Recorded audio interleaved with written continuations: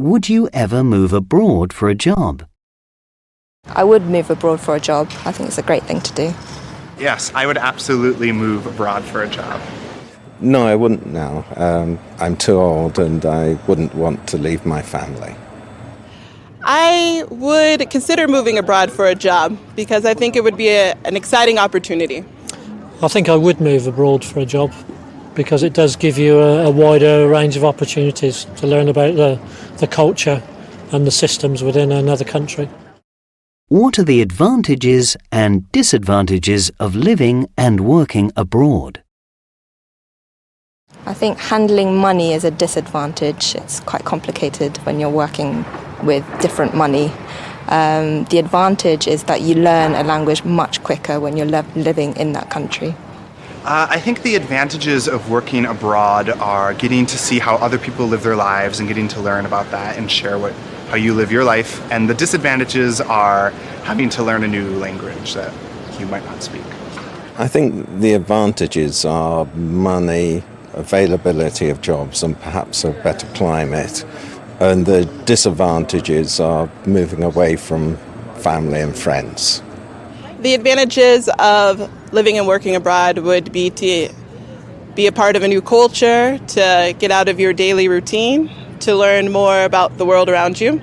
Some disadvantages would be homesickness, missing your family, missing the tradition of your routine, because sometimes the routine is comfortable. I think the advantages is that you do learn about another culture, which broadens your horizon of the world, of being a global citizen, and can be financial as well, because in some countries, doing the same job, you can earn a lot more money than perhaps in our own country. The big disadvantage for me would be probably communication. If I moved to a country which didn't speak the English language, because it's not one of my strengths. Which 3 factors do you think are important to have a good quality of life? To have a good quality of life, you need to have happiness first. I think you need to have a purpose in life. So happiness, purpose, and you need to have fun to enjoy life. So those are the 3 factors. One factor is definitely a good community, friends and family who can support you. The second factor is having a passion you can really enjoy. It might be a hobby, it might be a job. And then the third factor I would say is good health. The factors I think are important for a good quality of life are good health care and good health generally, a supportive network of family and friends, and doing something you enjoy and something you love every day. Having a good family group to bring you up and support you, having a good job opportunity so that you've got plenty of areas that you can go into, and a good education so that you know which areas you can go into for a job. I think for me personally, the 3 most important things for quality of life would be happiness, health and support, be it friends or family, but having a good community of people around you.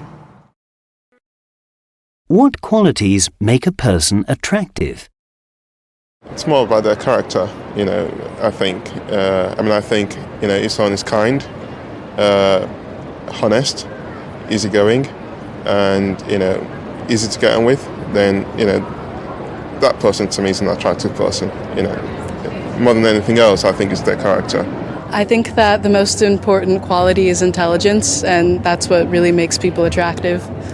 Qualities that make a person attractive are a good sense of humor, a willingness to accept a wide variety of different peoples, their skill sets, their pros and cons, and willing to appreciate many different attributes of a person.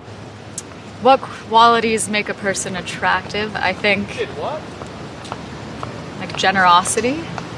They're really generous and giving their love and their care, not just like romantically, but they actually want to see another human being grow and prosper.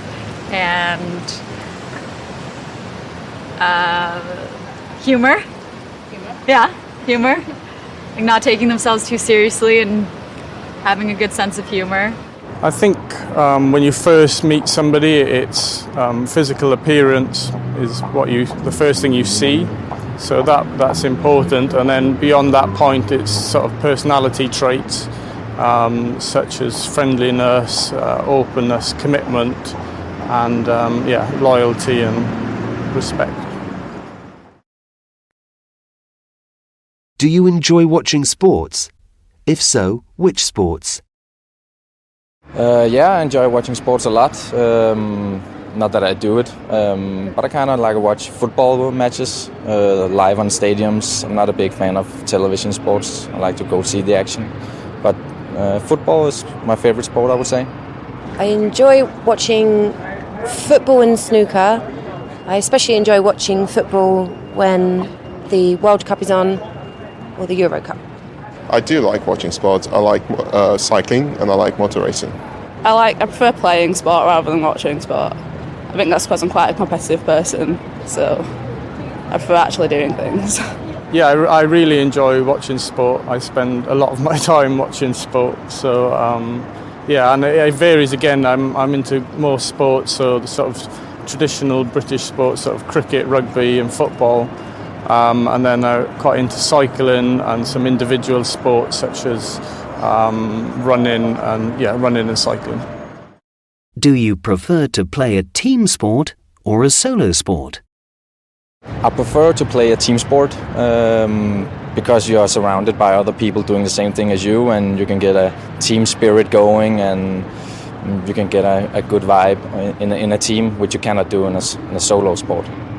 I prefer to play a team sport because it's social and interactive, but I usually do sport on my own, such as Pilates or yoga. I do both. I mean, I cycle as part of the team, and I also cycle solo during the weekends. I prefer cycling solo when I like to sort of spend some time with myself to think and to reflect.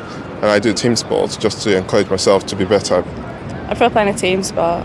You feel more involved with people that way. It's actually changed as I've got older. So when I was younger, I played virtually all team sports. So I played in school and university. I used to play cricket and rugby.